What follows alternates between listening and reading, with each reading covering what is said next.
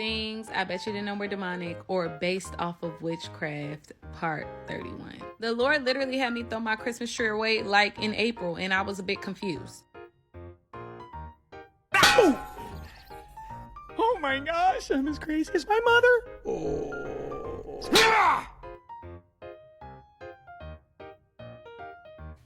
What if I told you that December 25th was a pagan day?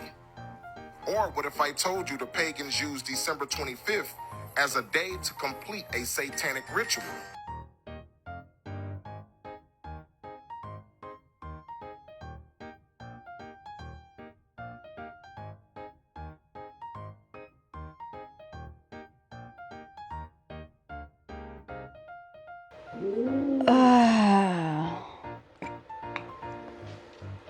Here we go again.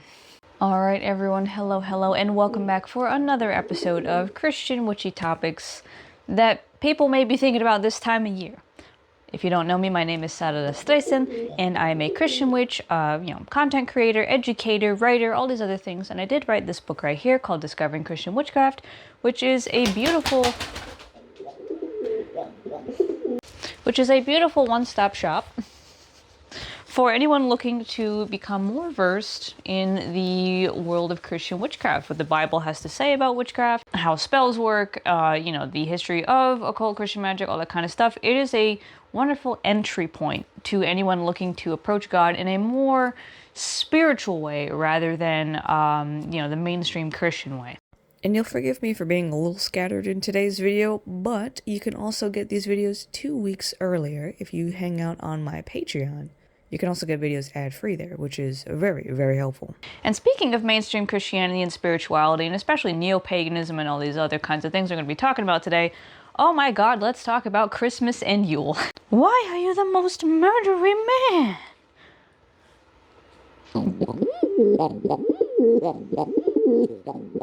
Got a fun new microphone too, so I wonder how well this picks up the honkin' hoobies of the booby. Hi, babe.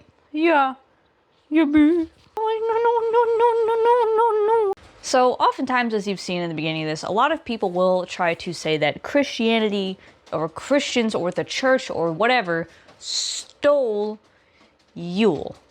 And they say this because a lot of the things that we traditionally ascribe to Christmas time, right? Like the evergreens and the candles and these themes of light and the darkness and, all the kind of spooky, snowy aspects of that wintry Christmas time, they don't necessarily make any sense when you have a religion that is born out of southwestern Asia, right? In a time where there isn't really, like in a place where there's not really snow, where there's, on the nativity set, palm trees and things like that. Like, the whole aesthetic of Christmas really doesn't line up with the biblical geographical locations of the story of Jesus.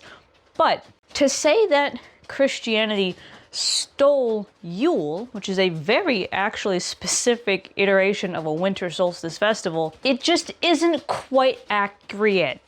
So for anyone who doesn't know, right, Yule is actually, especially the way that is spelled, Yule, Y-U-L-E, that is a neo-pagan reconstructed festival for the winter solstice. And it's based on something like the Scandinavian Yule, which is spelt like this. And of course, that's only the spelling of Scandinavian countries, like kind of Norway, Sweden kind of thing. Other places, like say the Anglo-Saxons, might have spelled it like this, and so on and so forth. There are various different spellings of this word, but they all essentially have the same idea, and that is a midwinter festival. One that, especially in old Scandinavia, had a lot to do with honoring gods like Odin, or in, more West German parts, Woden, or also, gods like Thor or Freyr, or any of these other gods associated with fertility, or, the agricultural capacity of the land, or even kind of the dark and spookier sides of things, because it was also thought that Odin or Woden would begin the wild hunt. The wild hunt being a time where a lot of different spirits, interesting spirits, would kind of rumble through and cause a little bit of chaos, and it's just a time you really didn't want to be outside. On this holiday were lots of, animal sacrifices, big feasting, bonfires, just massive, massive celebrations, lots of mead, lots of beer, lots of, just getting out and having a grand old time for about like 3 days or so. And of course, also things like the Yule log, in which we are burning up this big old tree to kind of get that sense of fire and light and warmth in this very cold and dark time of the year. On the flip side, Christmas is a celebration everyone knows very well, at least if you are in the West, right? And that is a celebration of the birth of Jesus. And we'll get more into how it ended up on December 25th later, but in essence, there's absolutely nothing in pagan mythos that has to do with Jesus. So right away, when people say that Christmas was stolen, well, while it may have a certain aesthetic look to it, unless the pagans were also celebrating the birth of Christ, no, not quite, right? The birth of Jesus is one of the two major Christian holidays, the other being the death and resurrection of Jesus, Easter. And these two holidays, right, they center around that central figure of Jesus. A lot of common Christmas traditions, right, they include like the Advent wreath that I have behind me over there. They, having a nativity set out, gift giving, charity, caroling, all these other kinds of things that some of which, yes, very much do have origins in different religious rites. And that's because as people would convert to Christianity, they wouldn't just magically forget all of their cultural traditions that they knew before. They would in fact come to merge a lot of these things together. Not at the behest of the church, mind you, but of their own volition to continue being culturally distinct and being the people that they were. One thing that I find gets lost a lot of times in discussions of the origins of holidays and things like that, especially in online neo-pagan spaces, is the conversation around the concept of syncretism.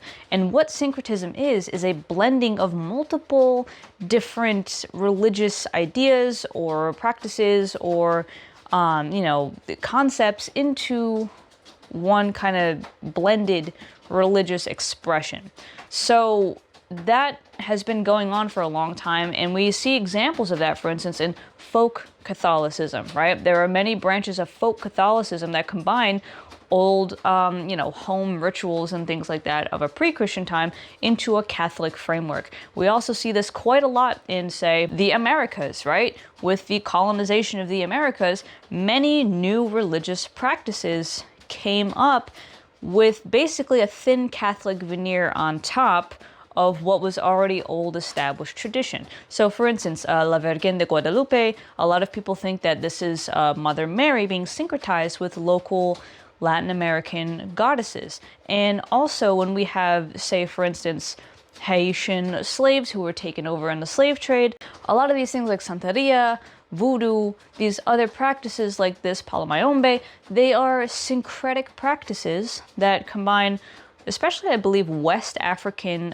spiritual tradition and spirits and gods with also Latin American spirits and gods and also Catholic saints. They are all kind of mashed together into one big thing so that the oppressed can continue to practice their native traditions without immediately coming under suspicion of the oppressors who are forcing Catholicism on these people. Those are much more recent and very stark and cut and dry examples of how syncretism has been used as a tool of the oppressed, again, to continue their traditions. And so, while the Catholic Church officially really doesn't like syncretism and doesn't think that, these pagan elements should be included into a Catholic framework or into any kind of understanding of God and Jesus, the reality is that if Catholics want to get a foothold in places, they kind of have to let it happen to some extent. And before all of Europe was Christianized, and therefore could take all of that Catholic audacity and mess up Latin America and also Africa with it, they had to do a lot more give and take in the rest of Europe. So in Europe, we find that a lot of the old pagan traditions got sucked into a lot of Christian festivals just by virtue of the fact that Catholicism would not have reached so far otherwise. Genuinely, if Celts and Scandinavians and Gauls and Slavs were not able to repurpose their old traditions, they would have much more readily rejected Christianity outright. In fact, this article here talks a little bit about the kind of history of how Yule, in specifically Scandinavia, became more like Christmas.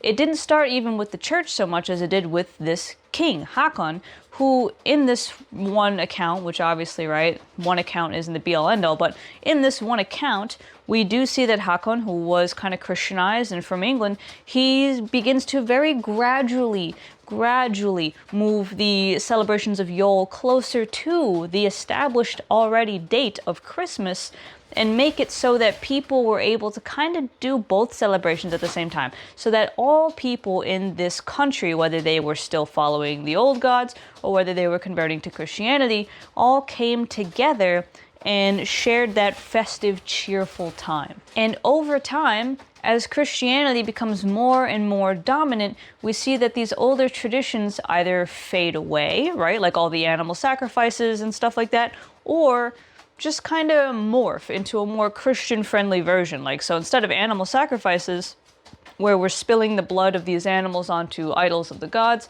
we instead just have a big old meat feast, right, with the boar and everything else.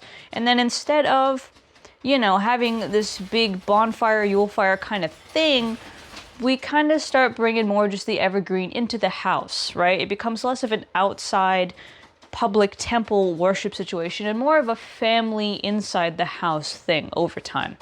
And again, the church didn't really do this. This was just Hakon, who was of course going to be getting political favors from the church for converting his country.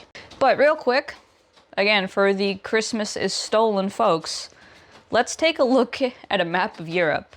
See how far away Scandinavia is from Rome? See how that wouldn't have made sense for Christianity, which was well established by the 300th year CE, to have anything to do with Scandinavia up here when they already had a whole area of which to call their own. The idea that Christmas is stolen from specifically Yule is extremely ahistorical, and it kind of ignores not only the actual history of Christianity down here, you know, in what was the Roman Empire, but also kind of completely bypasses every other culture on the way, right? Yule was not the only winter solstice or midwinter festival around. There were many other different ideas just in Europe alone, right?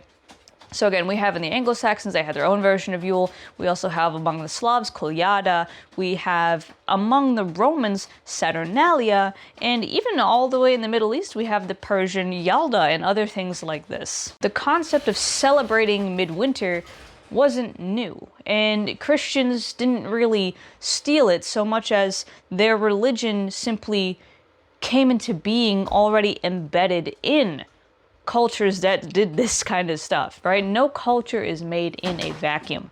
And speaking of Saturnalia, actually, Religions for Breakfast has a fantastic video on Saturnalia and on why Christmas traditions, look so similar to Yule, and also why it is that Jesus' birthday ends up on December 25th when we know that he was likely more born in the spring. So from Religions for Breakfast video and a couple other articles that I did find, it is confirmed that basically Saturnalia was going on for a long time while Christianity was building. But Saturnalia is not a direct cognate to Christmas at all. Saturnalia is a feast of Saturn, right? It's Saturn's day. Saturn being the god of time, I believe is Titan, right? The one that ate his own son and everything like that.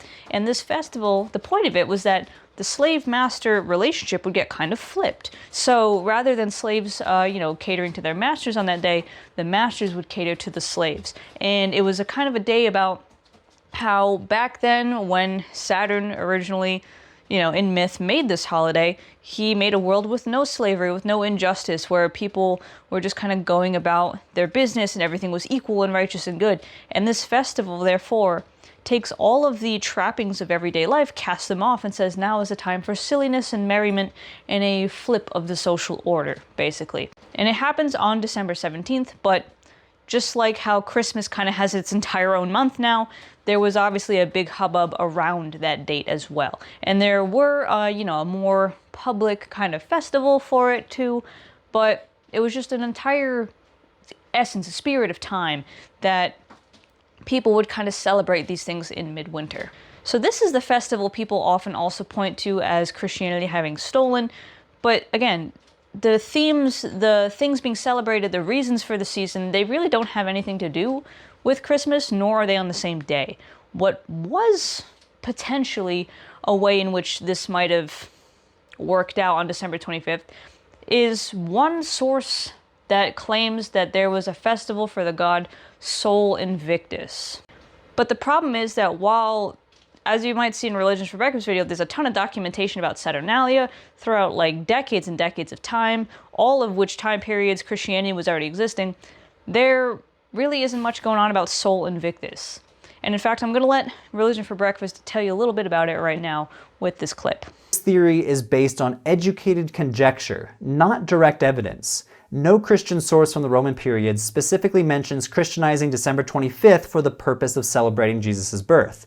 Only hundreds of years later, in the early 12th century, do we get the first explicit reference to Christianizing December 25th. This comes from a Syriac writer named Dionysius Barsalibi. Plus, the December 25th date for Sol Invictus is based on only one source. It comes from a Christian calendar dating to 354, which makes a passing reference to December 25th being the birthday of Sol Invictus. This is one single source, written decades after when the Sol Invictus birthday was supposedly instituted. Compare this to my earlier list of Saturnalia sources. Bunches and bunches of ancient texts from contemporaries who actually celebrated Saturnalia themselves. These include detailed descriptions of the gifts that were given and the games that were played. We don't have anything approaching that level of detail for the December 25th Sol Invictus festival. That's not to deny that pagans were celebrating on this day. I'm sure that they were. But according to the ancient historian Philip Nothaft, the lack of evidence raises the question whether the birthday of Sol Invictus celebrations on December 25th were really so ancient, widespread, and momentous as to exert a strong influence on Christian communities. So I'd say that it's plausible that there was some religious competition over converting celebrations of December 25th to be specifically Christian celebrations, but the evidence isn't as concrete as many would lead you to believe. Again, educated conjecture, not direct evidence.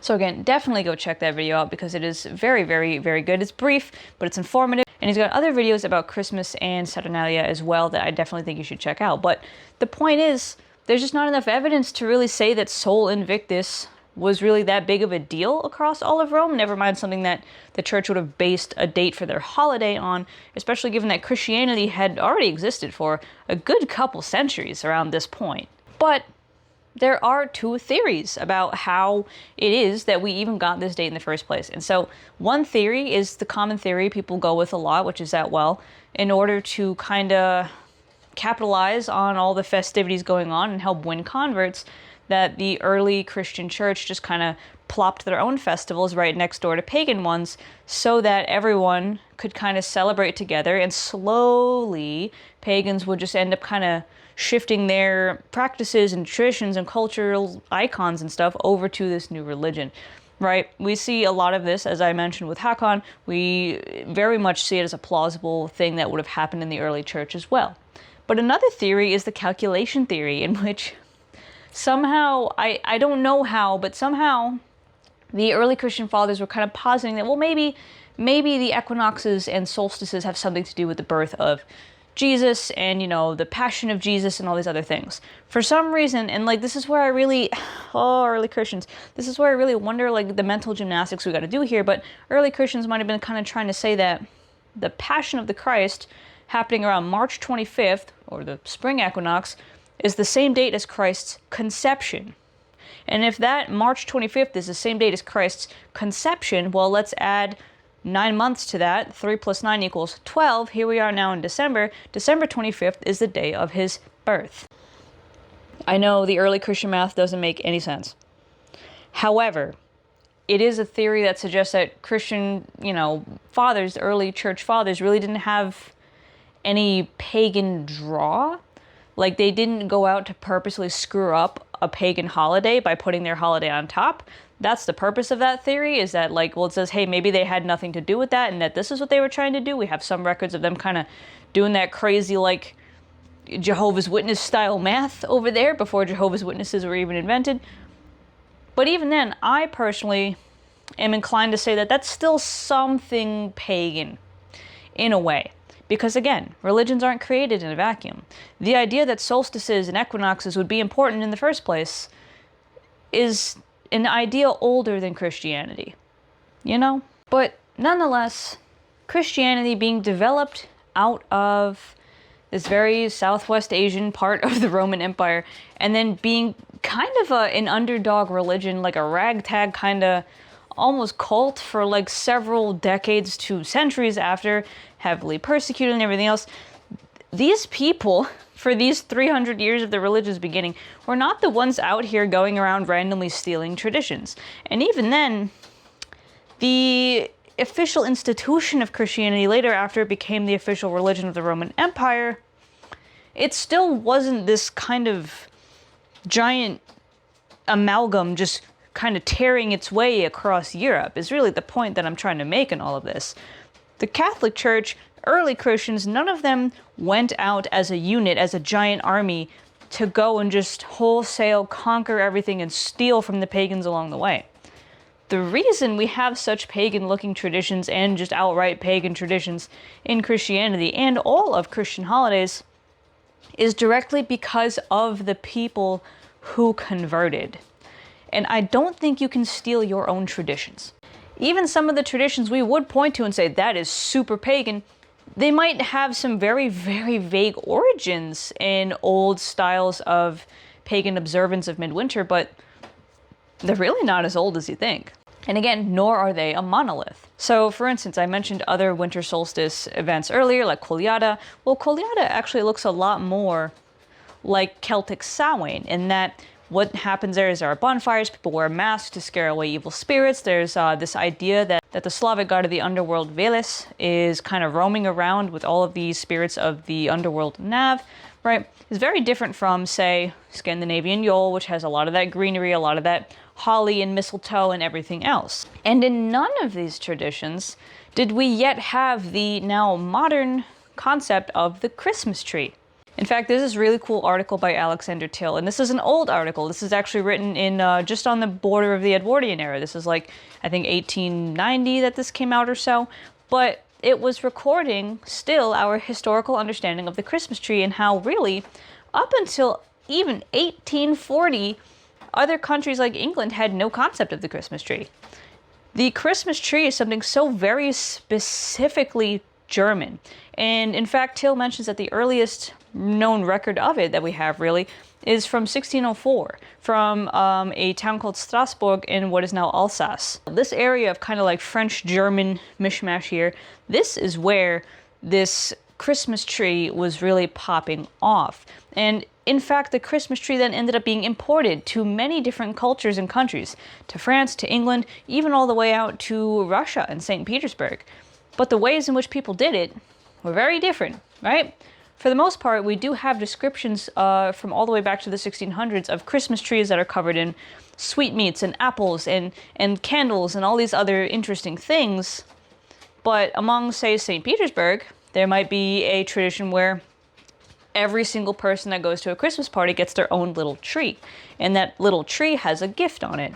Or in England, for instance, they would just kind of pass around a little tree with little gifts kind of hanging off of it, rather than what we have now where you just have one big tree and everyone's gifts are underneath it. Tille also does mention that in that article that America just, bang, wholesale latched onto that tree and would put that one big tree up. No matter what culture you came from, no matter what was going on, everyone in America, when that tree started getting imported there, when that concept started coming to America, just grabbed onto it. Meanwhile, the French actually really didn't like the whole Christmas tree thing, thought it was vulgar and weird, and the English couldn't really kind of grasp what they were supposed to do with it for a while either. And even in Germany itself, the north of Germany, which was more Catholic, was more likely to have Christmas trees than the south. So this widespread super hyper pagan tradition was actually extremely localized and took a long time to escape those local bounds. But still, right? The point is, when we say Christmas was stolen, and we get this very ahistorical, one-note view of Yule. Not only do we get historically inaccurate with Christianity's spread throughout Europe and how it came to actually handle all of these different pagan cultures that these monks and stuff encountered, but we also wash out the actual pagan traditions of Europe, which are so fascinating and are so rich and are so numerous and diverse. And it really is such a crime when people go and have this kind of knee-jerk reaction to, you know, Christian holidays and the neo-pagan counterparts for exactly those reasons. The truth is that no, Christians did not steal Yule. Not even close. The people who had Yule to begin with just slowly started merging it with a very Scandinavian form of Christmas that wasn't widespread or applicable across the entire continent, obviously. And it's really problematic when neo-pagans continue to try and assert this narrative that all Christian holidays are stolen, especially because there were other groups in history that were really invested in doing exactly that, like the Nazis. In fact, a big part of the propaganda units of Nazi Germany were something called positive Christianity, and even if much of that party wasn't explicitly Christian, even if many of them said that Christianity was not the true religion and in fact was just some imported desert cult, which, by the way, if you ever hear anyone calling Christianity a desert cult, that is a white supremacist dog whistle. Some parts of these folks, who obviously were trying to catch the attention of the Christian Germans, were trying to essentially make some ahistorical magic happen, just like a lot of these people do with Christmas and Yule. They were trying to scrub any traces of Judaism out of Christianity, which is hard to do considering that Christianity directly comes out of Judaism. But they would do a lot of interesting things, like kind of scrub Jesus' Jewish background out and replace it with more of that kind of iconic Nordic and Germanic, heroic figures like Thor or Odin or anything like that. They would also try to scrub any mention of Passover out of Easter, for instance, and this is a lot of where we get this whole Easter Ostara kind of nonsense from. But still, there was this very big anti-Semitic push to take all elements of Judaism out of Christianity and make it this pure, or again, positive Christianity. So when people say things like Christians stole Easter, Christians stole Yule, Christians stole all these holidays, it's ahistorical, it's a complete disservice to both Christianity and pagan religions, and it's in the service of what is a lot of really white supremacist and anti-Semitic dog whistles and other kinds of bad ideologies and paradigms that have done a lot of harm. And most of all, I think at this stage in the game, where a lot of people don't know any of this stuff, doing this is a great way for Western white neo-pagans to pretty much absolve themselves of actually looking at any of the activist work that still needs to be done from the aftermath of Christian colonialism. And what I mean by that is that there are many, again, culturally Christian, white Western neo-pagans who grew up in the church, had a very bad experience because modern mainstream churches tend to be kind of fucking awful, and so they do a complete 180. They deconstruct none of their Christian ideals or traditions or backgrounds. They hop right into the new religions that they are finding through, all kinds of online channels like neo-paganism and everything else. And then they do the same kind of shit that they hated having happen to them in Christianity to other people. Instead of actually, deconstructing and learning about, all these different white supremacist things about modern mainstream Christianity, instead of really tearing down the foundations of their belief and rebuilding them from scratch, they just repackage evangelical Christianity into neo-paganism. And they do this as a way to essentially mark themselves as a kind of spiritual martyr, right? Where they, as the white Western neo-pagan, are so disenfranchised and oppressed because Yule was stolen from them, while then ignoring all the real instances of Christian oppression and violence towards people like Native Americans, Latin Americans, the many different tribes of West Africa, so on and so on and so forth. Let me be so explicitly clear. Christianity has had a lot of stuff done in its name that is not good. But therefore, you don't need to go out of your way to make up shit about Christianity to criticize it. There is plenty about the institution of Christianity to criticize without making shit up so that you can feel more like a victim. Do you know what I'm saying? And while I don't doubt that being any kind of non-Christian in a place like the Bible Belt is really difficult no matter what, the fact of the matter is that this gives the what about me-ism, right? This is very much like, but hey, what about me? But us pagans are disenfranchised too because my cultural traditions were stolen by this other religion. And it's just not true. It's not true, it's not accurate, and it's also not relevant to today's conversation. A white Western neo-pagan is just never going to face the same kind of adversity that people of other races and religions have. I mean, hell, even among the Abrahamic religions that are all worshiping the same God, look how much violence Christianity has done to Jewish people, to Muslim people. Like, and especially because Yule and Christmas, for all of these aforementioned reasons of, you know, syncretism and enculturation and everything else, are so aesthetically similar, there's really not that much danger for a white Western neo-pagan to go pick up evergreen and other things to go decorate their house with. It's not the same as, you know, the targeting someone might get for carrying around a menorah. There are many holidays that happen between November and December of various different faiths that it's really frustrating seeing, once again, these kinds of folks who really don't have that much of a problem, or like not on the same level, try to co-opt the conversation from people who actually want to be having this conversation. And while Christianity continues to fall out of fashion, and therefore people celebrate Christmas whether or not they are still identifying as Christian, the fact of the matter is that there are many minority religions, minority groups that have a much harder time doing literally anything at all related to their faith. No time off, no protected status for their holy days, right? No statewide, nationwide times to celebrate, no entire shopping malls and everything else in every corner of outer society being painted in their colors and their traditions. Because the West is so culturally Christian, Christmas as a holiday has essentially just engulfed the entire mindset of December. And as a result, we do see some things that are pretty fun and cute, right? Like we've seen a big trend of, say, Muslim folks who, despite obviously not celebrating Christmas, still just enjoying that overall Christmas vibe.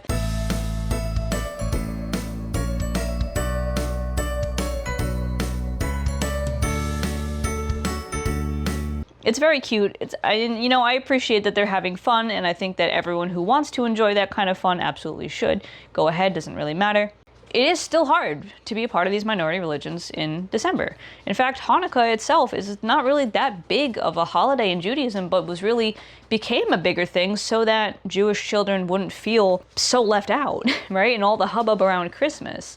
Hanukkah is an important festival, but it's not on the same level as like Passover or any of these other big ones, right? And this creator says this about treating Christmas like a secular thing that is just a blanket thing that everyone should do now, which I think is really interesting. Just a reminder this holiday season to not attempt to silence members of minority religions who are expressing their grievances with how they're treated during the holiday season by saying, well, Christmas is a secular holiday. It's not really Christian because it is undeniably Christian. I don't care whatever misconceptions you believe in, that Christmas was stolen from pagans or whatever, because that is one, not true. But two, we're talking about the modern time and place. The Christmas tree is undeniably Christian. That's an acknowledgement of Christian hegemony and Christian culture that is extremely important, especially if you want to be an ally to members of minority religions. Don't do that. While it is true that a lot of Americans celebrate Christmas without necessarily being Christian, it is still a culturally Christian holiday, and that's not a good or a bad thing. That is just a fact, in the same way that celebrating Passover is a culturally Jewish holiday. It is linked to a religion, intrinsically. It's literally called Christ Mass. Of course, Christians want you to believe that Christmas is secular because they would like for everyone to be Christian. You see what I'm saying? Again, it's not bad or offensive to celebrate Christmas if you're not Christian. I don't care. Don't get into arguments with me in my comments about that shit. I'm just asking you to stop pretending like it's a completely unreligious, secular holiday. That's harmful. Just like Saturnalia is theorized to have become kind of secular and therefore more syncretic with the rise of Christianity and the falling out of fashion of old Roman religion, it seems now so too is Christmas becoming slightly more acceptable to be celebrated by non-Christians, right? And so this creator makes actually a fantastic point when she says things like, Christians want you to think Christmas is secular because they want everyone to be Christian. Yeah, when you have everyone celebrating Christmas, it's a lot easier to sneak in there and kind of tell you the reason for the season, right? And it still does make it really hard for minority religions to basically be sidelined by this giant big blomp of Christmas. But when it comes to Yule, which is basically around the exact same time and analogous aesthetically in the entire freaking thing, there is such a bad taste in my mouth when it comes to, again, white Western neo-pagans co-opting this conversation so much from other religions like Judaism, Islam, Baha'i, Buddhism, Hinduism, and all the other religions that are having festivals around this time. Like all these other religions that are just being sidelined, sidetracked, told they're not important enough, not given the time of day, not even known about really, for the sake of complaining about maybe, I don't know, Christianity having converts that took evergreen with them. It's fucking stupid. So if I had to sum up this video, is Christmas stolen from Yule? No, but a lot of the aesthetic things in it absolutely do come from converts preserving their own cultural and religious traditions in a new religious framework. This is actually, despite what the Catholic Church says, and despite how everyone online is crying about, this is a good thing. Because imagine if they didn't do this. Imagine if they didn't. We would have lost all of this intricate, diverse, wonderful Christmas time, winter time tradition to an entirely new religion that would have tried to make everything exactly the same across an entire continent. We would have lost so much cultural significance. We would have lost so much cultural tradition and history and expression if that had been the case, if the Catholic Church got what they wanted and everyone across the board practiced the faith the exact same way. It just would have been, it would have been a travesty for human culture if that had happened. We should instead be thanking our ancestors that they did make the effort to take all of these old things, repurpose them, and let us keep them in the new. It's not a bad thing that Christmas and Yule look so similar. It really, really isn't. It's not a bad thing that a lot of the aesthetic of Christmas comes out of older pagan traditions. It is a time capsule. It is an echo of a past that no longer exists, but that we can still vaguely feel, especially as Western or European folks. And to hyper-focus on this apparent injustice of Christmas and Yule looking so similar does in fact service white supremacy and takes away from the many struggles that minority religions actually have. So this Christmas, definitely enjoy all of the many different aesthetic traditions, cultural traditions, and everything else that you have associated with Christmas. Enjoy them, and also appreciate that they are your ancestors' attempt to preserve their identity as much as their religious frameworks, cultures, and ideas, and everything else. Definitely go ahead and, celebrate the birth of Christ, not only in the Christian sense, but also in that more pagan sense of a light being born in the darkness, because that is what Jesus is for Christians in the first place. It all works together, it all lines up, because at the end of the day, all religions really are just saying the same thing in different fonts. So I hope this gave you something to think about. I will link a bunch of stuff down below that I talked about today, and I will see you guys next time for some more good talking. See ya!